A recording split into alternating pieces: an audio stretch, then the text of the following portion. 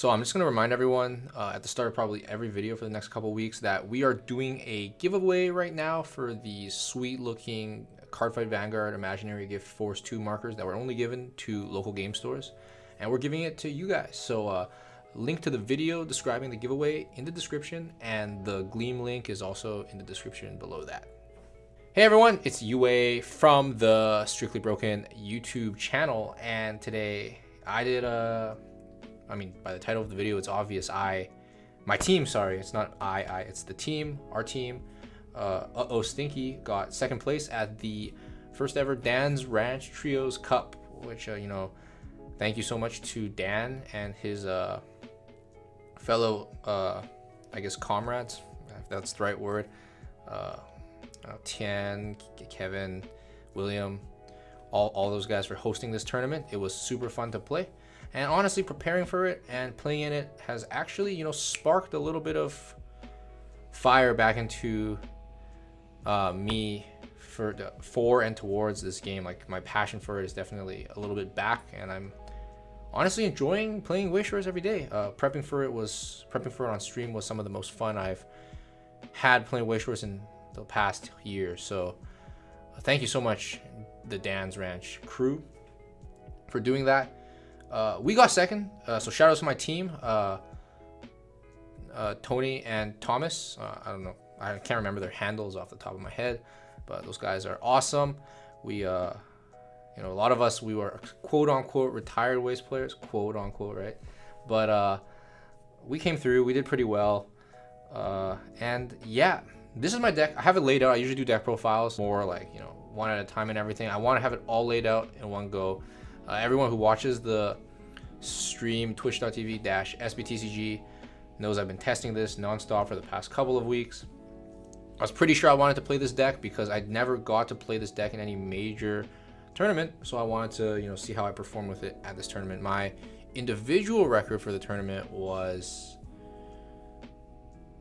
X2 up until finals, and then finals I lost the finals game. Our whole team lost every game. Shout outs to our opponents, Australians. And I can't remember. I know Daniel and Vince. I forgot the name of your third teammate, but you guys were awesome opponents. And yeah, I guess I just want to deep dive a little bit about this deck, my choices. I tested a lot on stream, and I just want to let it be a little more free flowing because no real structure to it. You see this all presented here, and hopefully you can get a couple takeaways from this video. So the first thing, there is another deck profile for this deck, keep in mind. So it's just good to compare, I guess, this one to that one. The first major thing is cutting the red early play stuff. I ultimately decided the problem with those cards is playing towards them and building the game plan around them limited my decision making in terms of like my leveling. And like, as you can see, I upped this to 3, and what basically that implies is like I decided, probably earlier this week that level was an important toolbox tool for this deck, and I like to be it functioning that way, where I can tuck something into my level for second deck and then pull it out with this and then brainstorm to get it back, or trigger a pants to get it back. And that was really important to me. And if I had to put the red card in, this card becomes a tool to enable the red. The deck becomes way more, the decision making in terms of using the level as a toolbox was much harder, because you also had to put in leveling red as a consideration for all your level decisions. And I just cut that red, make it more lean, make the deck plan simpler. That was really good. I like that change a lot. Secondly, you see me add second copy of this healer because we're cutting red. You need more healers, and this one is probably the best one because you're not playing choice triggers and the choice combo. This one just actually has abilities, whereas the yellow one is kind of just a vanilla. Actually, it is a vanilla because you're not playing choice. I do play one copy of this now, and this is a big one. This card, on play search, and you can pay 3 to icy tail your opponent for 4. The main reason I play this is because of the on-play search. When I was testing, I found that this deck will get into a couple game states when you take a lot of damage, where sorry, not necessarily when you take a lot of damage, but you're at 2, right? You're at level 2, and then you trigger a Pants, and you use Pants Assist to get something. And I had trouble making decisions what to get, because I can't be certain if I cancel or not, right? Weiss Schwarz is a game of probabilities, and sometimes you will cancel, sometimes you won't. And what ended up happening was I found that when I made the wrong decision of getting either another early play to play that early play game plan, not necessarily an early play, but for sure like a healer, if I took like a lot of damage and I wanted to heal down more, or I felt like my opponent, went through a turn and he ended up triggering 2 climax and I decided I can finish him. What I found was when I had to make the decision between those two and I trigger Pants and I don't know what the outcome is going to be yet, I felt like my decision making was just like a coin flip, right? Because what ended up coming out of that game state next turn is completely just at the will of probability and the luck of my opponent and my luck. So I wanted to play 1 copy of this because not only is it a finisher, a quote-unquote finisher, it's also a card that can lead into, like, if I go play this, search the 1-cost healer, I'm paying 3 stock to play 2 soul beaters and get a heal off. The on-play cantrip of this kind of refunds the fact that this is a -1, and I basically grab this every single time when I trigger a Pants, when I'm at like 2-3 playing the early play game plan, and don't know what to do next. So like, hopefully that explanation made sense. Basically, having this card allows me to plan for both potential outcomes of a game off 1 card, because it functions as both, and that was really valuable to me. So that's like the finisher suite, the stock swap, 1 of this and 2 of this. I did not play this card down a single time in the entire tournament. Actually, sorry, that's a lie. I played it down once to try to do combo, but I didn't even find the climax for it, so I cannot comment on the potency of this card as a finisher.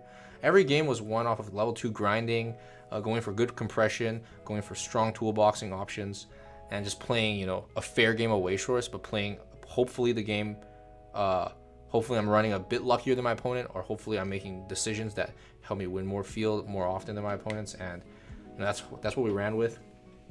Ended up working out. This counter now, this is probably another thing to notice. This counter is really good. It actually literally won me my top 8 game. My opponent did not anticipate the 3-5 power on the counter, and he wasn't able to get a reverse combo to search a piece, and ultimately it bled his hand size to becoming non-existent by the mid game. So came in clutch. Also, the numbers lined up really well against just matchups such as Data Live. The 3-5 is like super relevant for actually their power stat line when you have this on the field. The 3-5 adding to this makes 13. It's actually like a really relevant number because they actually can hit 12-5. So this card was just clutch all day. I recommend everyone play a copy of this. The extra 1k power on this counter, super clutch. What else is different? Oh, you might notice the green level 0 clock swapper I cut out because, although denying like a on death mill 4 card or denying some guy's memory card is sweet and all, it was very inconsistent in the early game, and the power line was just, because it was like such a weak power, I just wanted to draw more cards that can definitely kill my opponent's characters, such as 4th copy of the Clean Cut, up the Brainstorm to 3, because I found that with 2 Brainstorms, sometimes I was like, sometimes I want to double Brainstorm in a turn, but with 2 Brainstorm, it's really hard to get that. But at least with 3, I can trigger one in the early game and I don't have to worry that I'll never see it in the game again. So just having that consistency there was very valuable. But yeah, definitely cut that green thing. It was okay, and there were games where it came in clutch during testing, but I felt like it was a very win more kind of card, and the kind of effects that card denied were kind of inconsequential to the ultimate game plan, which is to win field at 1, win field at 2, heal down at 2, play that kind of grindier game. And like that card is pretty good. It also stops like like stuff like slime, hand on court, early plays, but then that also means that you have to have that card in the field in the back rather than Brainstorm plus 2k support. And I'd much rather have Brainstorm 2k support back row every time. This card is also new from, I used to play the blue one. This card is just way better. It pumps an extra 1k, which is like super big deal. It makes your powers just like, this deck kills everything in the mid game. At 2, there's no deck that makes something that you cannot scale over. And so, and this card really helps with that. Like, it's like almost a priority card where you want to get it as fast as possible onto the board, because it means that your early plays are big offensively and defensively, and you get an extra offensive pump with it. So, yeah, I think I explained all of my cuts, all of my changes. Comparing this with 6 Pants 2 Choice, which is another popular variant of the deck, I really wanted to, in terms of like trigger and planning, only wanted to expect to trigger Pants. I get that with 6 Pants 2 Choice that for the most part in most games, all you're doing is increasing your deck ceiling, because now you have an actual good finisher instead of this poo-poo one. But you know, especially for early game decision making, I don't want to have to like plan to get a trigger and drop after I refresh, for example, because I want to get climax trigger value. At least I can just do something like ditch a pants off a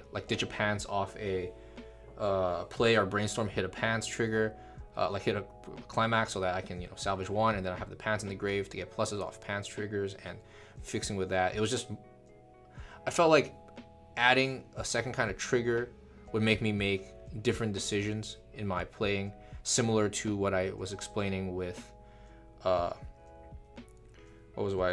similar to the red early play. It increased my decision making, the kind of decisions I had to make in a game by like more, right? And I didn't want to have that. You know, when I play tournaments, I want the deck to be somewhat simple. Like the play patterns don't have to be simple, but at least the game plan needs to be simple, so I can execute the strategic elements of the game more, if that makes sense. So like, maybe it sounds like a bit of horse shit, but like for me, when the game plan is very streamlined, I can focus on stuff like winning field, building my compression, getting pieces for the turns that I'm planning for. And when I have to add elements such as color, such as triggering climaxes into my thinking, it's just stuff that I don't want to be thinking about in a tournament. I think that about covers everything. If there's anything I would change from this list, is there anything I would change from this list? I want to play actually a third, this sounds crazy, a third healer. It could be maybe yellow though, because yellow, you have that consistency of, you know, getting yellow in for like a more freely, because right now getting yellow in is a little bit hard, but it never came up in the tournament or playtesting, so maybe a fourth yellow is unnecessary. But definitely I kind of want to play a third healer. I'm not sure what I would cut, maybe one copy of the Xenon and go back to playing one. But the reason for that is there were a lot of games where I would go like high 3, and I would like to play healers to heal down, but I had to play attackers, and you know, some of those games I lost, some of those games I won. But you know, just for comfort reasons, because I'm grinding a lot, I'd rather be slamming a healer down over like a card that's like effectively doing nothing in those turns. Because if I go to like 3-3, 3-2, I feel much more comfortable than if I was like 3-5 and they didn't die.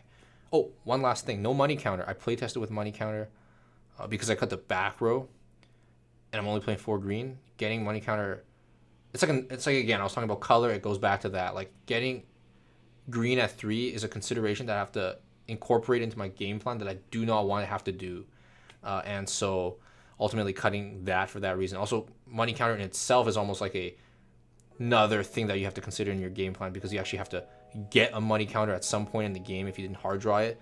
So you have to like maybe think about wanting to play this or this down, and I'd rather just not have to make those kind of decisions again. Money counter did, you know, come in clutch sometimes. It's really good against some of the finishers like Ichika 3-2 and the Capo finisher, but ultimately I'm like, if I build good compression, if I'm healing down, playing the 2-game grinding, kind of grinding their resources too, because I'm killing all their boards, so I'm putting pressure on them to recoup resources, I feel like that's fine. I feel like naturally opponents' game plans can't be stronger if I'm always killing their board, so I just want to focus on that. Anyways, that's my explanation of the changes and this deck list. You can see the deck list posted as well on Kilua's Twitter. If you guys want to try it, I highly recommend it. It worked super consistently throughout all the week's streaming and the tournament as well. I was very comfortable with the list. Thank you again to Dan's Ranch and the team for hosting the trios. It was really, really fun, and definitely, like I said earlier, it has kind of created a little bit of spark in me. I'm enjoying Weiss again, I don't know if it's permanent. It seems like I'm super flip-floppy because I made a video that's like, oh, fuck Weiss. But now I'm like, oh, Weiss is great. But right now I'm really, really feeling it. And, you know, with Alicization 2 coming out, like, it just, I'm actually pumped. Streaming Weiss is fun. Playing these tournaments is fun. I hope Dan's Ranch and the team does another one at some point. And yeah, that's it for this video. Thank you all for watching. It's UA from the Strictly Broken YouTube. I can't talk. It's been like 10 hours, but it's UA from the Strictly Broken YouTube channel signing off.